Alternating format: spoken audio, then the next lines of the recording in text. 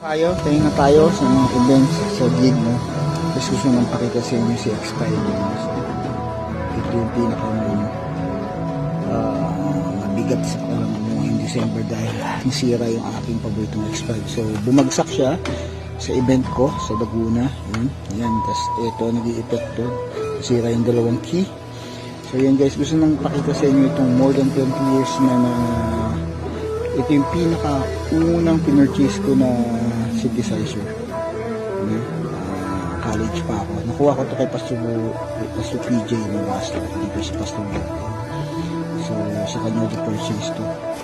20,000 na po nakuha sa kanya. Guys, itong pakita sa inyo. Ito talaga ito yung dahilan kung bakit ako nakabili ng maraming keyboard, gitara, bass, at saka ng bahay ko. So, yung mga marami pang gamit halos lahat sasakyan. Ito po ang dahilan. Kasi hindi naman po ako nag-abroad, dito lang ako sa Pinas. So yan, pati yung bahay ko na paupahan niya. Ito yung tumatrabaho. Kasi ito, pakita ko lang sa inyo yung mga, ito yung wound, pinakamatinding battle wound niya. Pero iba scar lang. So tingnan natin, check natin. So yan o, guys, ito mo, kulay pula na kasi nga kinalawang na yan guys. So pinagtungan ko na lang pula, pero yan pa rin, may mga battle scar pa rin dahil sa mga sinapatungan.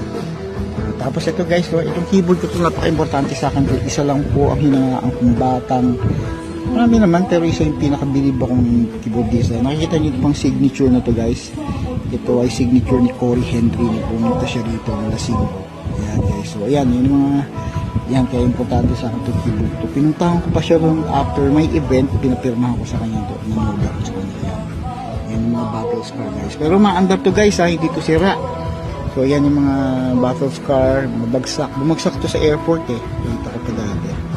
Pero guys, sobrang tibay na guys. So yan, yung mga battle scar niya, yun, battle scar, tapos faded na, nagpipade na siya. Ano yung cord ko, faded na yung KO.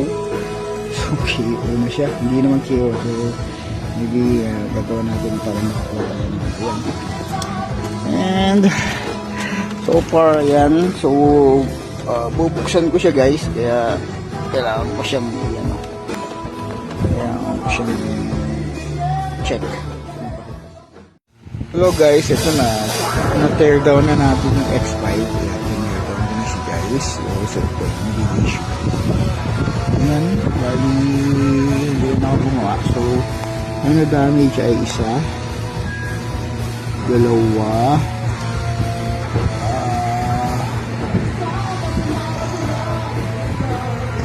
apat guys. The good thing is nakuha ko yung mga parts niya, no? Yung mga parts niya na naputol. So ididikit lang natin siya. Yung mga parts, no? Naputol lang siya yan. Ididikit lang natin. Yung mga napudpud dito, yung mga dulo, so gagawin na lang natin yung parang kasi yun, parang mayroon ko siyang extended. So yan putol. Yan guys. So akala ko nawala na dito. So gagawa na natin parang or hanap tayo talaga ng kapalit na piece. So yan, tingnan ko mga guys. Sa aking keyboard, yan, ano na siya, tear down na. This part, yan o, last part lang po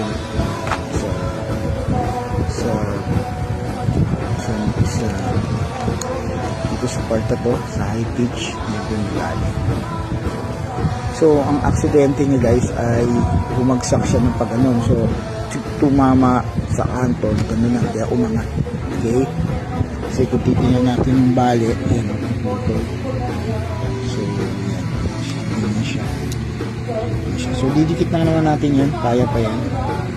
So tibayan na lang natin yung dikit. Tibay naman yung mga pandikit. Anyway guys, talagang kailangan natin gawin ito para makamit sa X5. Pero for now, kung magawa, hibernate muna, gamitin ko muna yung mga ilang cable para sa mga leak. Okay guys, yan. So didikit naman natin, tapos